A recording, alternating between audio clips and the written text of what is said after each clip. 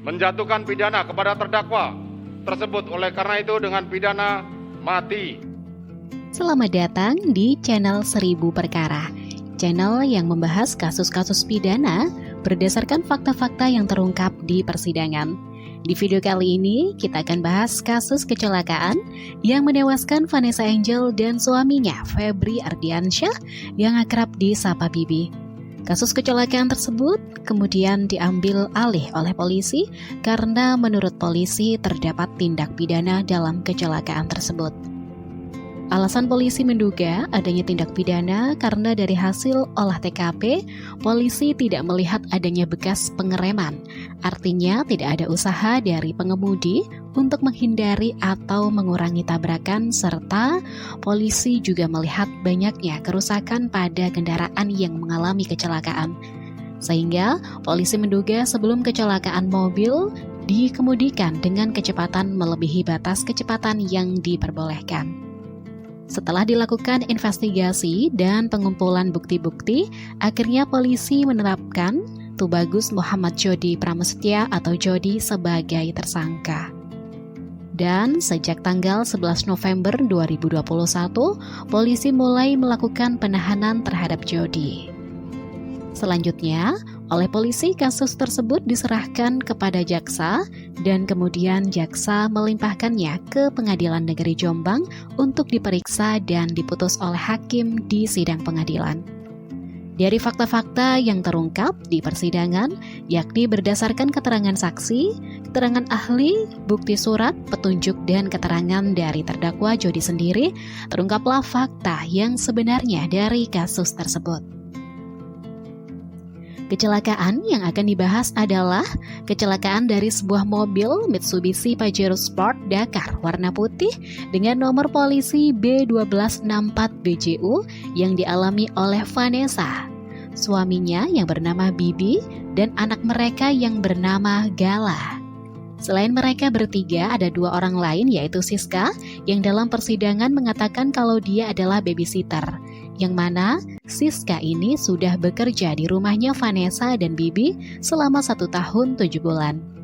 Sedangkan satunya lagi adalah Jody, yang mana menurut pengakuan Jody sudah hampir 2 tahun dirinya sebagai konten kreator YouTube dan Instagramnya Vanessa. Nah, pada saat terjadinya kecelakaan, yang mengemudikan mobil adalah Jody. Jadi, cerita awalnya itu pada hari Rabu tanggal 4 November 2021 jam 5 pagi, Vanessa, Bibi, Gala, Jody, dan Siska berangkat dari Jakarta ke Surabaya. Menurut keterangan Jody di persidangan, tujuan Vanessa dan Bibi ke Surabaya adalah untuk menghadiri acara ulang tahun teman mereka di sebuah hotel dekat Tunjungan Plaza, Surabaya. Awalnya, dalam perjalanan dari Jakarta ke Surabaya, yang mengemudikan mobil adalah Jody, sedangkan Bibi di kursi penumpang depan sebelah kiri. Kemudian Vanessa, Gala, dan Siska duduk di jok baris kedua. Dalam perjalanan itu, di dalam mobil yang menggunakan sabuk pengaman hanya Bibi dan Jody, sedangkan Vanessa, Gala, dan Siska tidak menggunakan sabuk pengaman. Menurut keterangan Siska, alasan dirinya dan Vanessa tidak menggunakan sabuk pengaman karena di perjalanan mereka saling bergantian menggendong Gala. Pada jam 7 pagi, mereka sempat berhenti di rest area kilometer 80 untuk buang air kecil sekaligus mengganti pengemudi, yakni Bibi yang mengemudi mobil tersebut, sedangkan Jody duduk di penumpang depan sebelah kiri dari Bibi. Menurut keterangan Jody, mereka berhenti di kilometer 80 itu hanya sekitar 10 menit. Sedangkan, menurut keterangan Siska dalam persidangan, alasan sampai Bibi yang mengemudi menggantikan Jody adalah karena Bibi sempat bertanya kepada Jody, "Kamu ngantuk ya?" Dan Jody menjawab, "Iya Pak, saya ngantuk." Dari kilometer 80, mereka melanjutkan perjalanan, di mana yang mengemudikan mobil adalah Bibi. Sekitar jam 9 pagi, mereka berhenti di rest area kilometer 379 untuk sarapan pagi. Lama mereka sarapan di kilometer 379 itu sekitar 45 menit. Dan di sana Jody sempat mengonsumsi minuman 1 botol suplemen Creatine Day untuk menghilangkan ngantuk. Setelah itu, sekitar jam 9.45 pagi, mereka melanjutkan perjalanan lagi ke Surabaya. Pada saat itu, masih Bibi yang mengemudikan mobil. Sampai di kilometer 400, Bibi merasa ngantuk. Kemudian, Bibi menepikan mobil di pinggir jalan tol. Kemudian, Bibi meminta kepada Jody untuk gantikan dirinya mengemudi. Setelah posisi pengemudi beralih dari Bibi ke Jody, mereka lanjutkan perjalanan yang mana menurut Jody dirinya mengemudi dengan kecepatan 125 km per jam. Tidak lama setelah mulai mengemudi, Jody mengambil handphonenya untuk mencari lagu.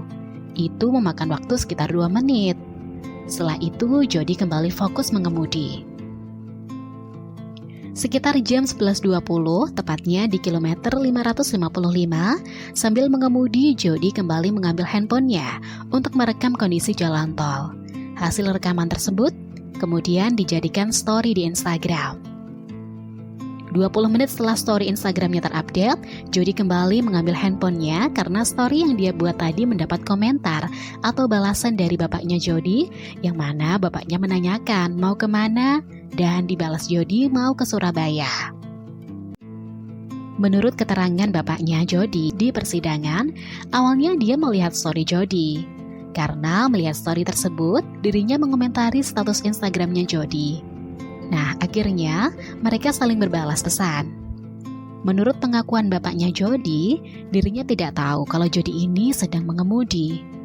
Dan memang Jody juga mengakui kalau dia tidak memberitahukan kepada bapaknya kalau dirinya sedang mengemudi.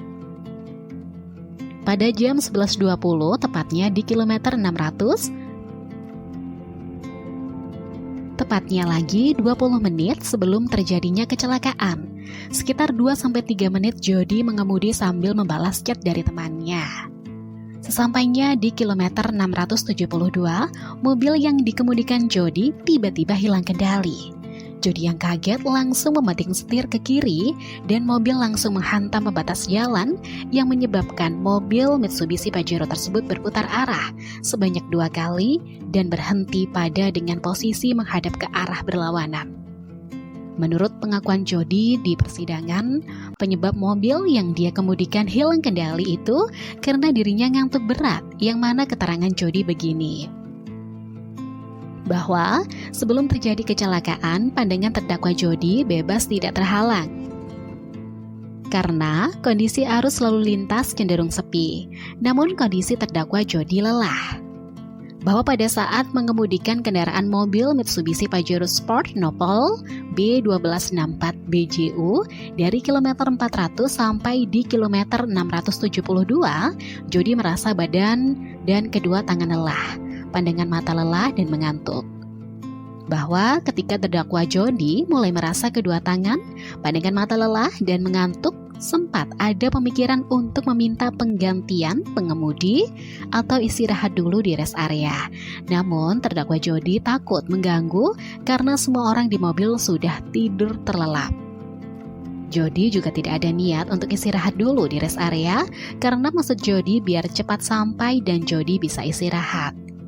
Bahwa pada saat di kilometer 662, walaupun kedua tangan lelah, pandangan mata lelah, dan mengantuk, Jody masih sempat membalas chatting dari bapak dan chatting dari temannya dengan waktu kurang lebih 2-3 menit. Setelah membalas chatting HP terdakwa Jody, kemudian HP-nya pun ditaruh di dashboard tengah samping kiri dari terdakwa Jody. Dan terdakwa Jody tetap meneruskan perjalanan ke arah Surabaya. Akibat kecelakaan tersebut, berdasarkan keterangan saksi-saksi yang ada di lokasi kejadian, mereka melihat kondisi Bibi terjepit di jok depan sebelah kiri dan masih mengenakan sabuk pengaman, namun sudah meninggal. Siska yang posisi awalnya duduk di jok baris kedua sudah berpindah ke jok baris ketiga sebelah kanan. Kondisi Siska sudah sadar yang mana di mulutnya terdapat luka. Sedangkan Vanessa dan Gala tergeletak di aspal jalan. Mereka terlempar keluar dari dalam mobil sejauh kurang lebih 5 meter. Pada saat itu Vanessa dalam keadaan meninggal, sedangkan Gala mengalami luka di mata sebelah kiri. Beberapa saksi melihat Gala menangis. Ada seorang saksi di lokasi tersebut yang langsung menggendong Gala, kemudian diserahkan kepada petugas PJR dan selanjutnya dibawa ke rumah sakit terdekat. Kemudian, Jody yang selamat mengambil handphonenya yang ada di dalam mobil. Setelah itu ia menelpon adiknya Bibi, temannya Vanessa dan keluarganya untuk memberikan kabar kalau mereka mengalami kecelakaan. Setelah itu banyak masyarakat sekitar dan ada juga petugas kepolisian yang datang ke lokasi kecelakaan dan langsung menghampiri Jody. Dan kemudian polisi bertanya ke Jody, "Kenapa mas?" Dan Jody jawab, "Saya ngantuk pak." Dari hasil visum berdasarkan hasil pemeriksaan visum et repertum mayat dari RS Bayangkara, HS Samsuri Mertojoso, bahwa akibat dari laka lantas tersebut, yaitu korban Bibi dan Vanessa, dilakukan pemeriksaan luar dan ditemukan luka-luka akibat kekerasan benda tumpul yang lazim ditemukan pada korban akibat kecelakaan. Diduga mati kedua korban akibat kekerasan tumpul pada kepala dan diperberat dengan adanya kekerasan tumpul pada dada yang menekan organ pernapasan sehingga mati lemas. Siska mengalami luka pada dahi sebelah kiri. Terdapat luka lecet di dagu, gigi depan bagian bawah tanggal 1, nyeri perut seluruh bagian, nyeri pada pinggang bagian bawah dan nyeri pada punggung tangan kanan. Cedera otak sedang dan muntah darah karena trauma perut. Visum terhadap Gala, dirinya mengalami luka lecet di dahi kanan, luka robek di kelopak mata kiri, memar kelopak mata kiri bawah, memar tungkai bawah kiri. Berdasar hasil visum et repertum disimpulkan bahwa luka-lukanya tersebut dialami korban adalah akibat trauma benda tumpul.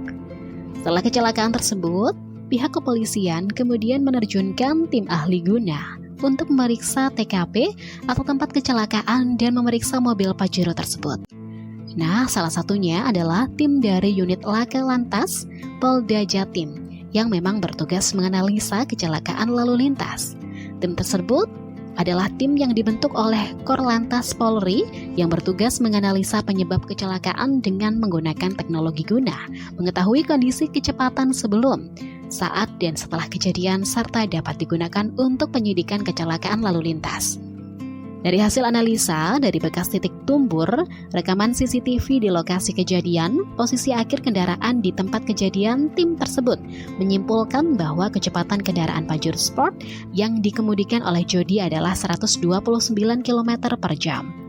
Selain tim ahli kepolisian, polisi juga meminta bantuan ahli dari Mitsubishi, yakni ahli dari tim technical service dari APM Mitsubishi dan tugas khususnya menangani masalah teknis pada kendaraan model penumpang kendaraan mobil Mitsubishi Pajero Sport Dakar Ultimate.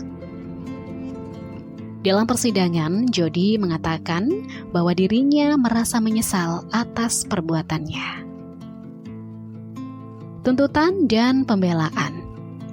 Setelah melalui proses pembuktian di persidangan, jaksa penuntut umum mengajukan tuntutan kepada Jody yang mana jaksa menuntut Jody dengan pidana penjara selama 7 tahun. Atas tuntutan jaksa tersebut, pihak Jody mengajukan pembelaan yang pada intinya meminta diberikan hukuman yang seringan-ringannya dan seadil-adilnya.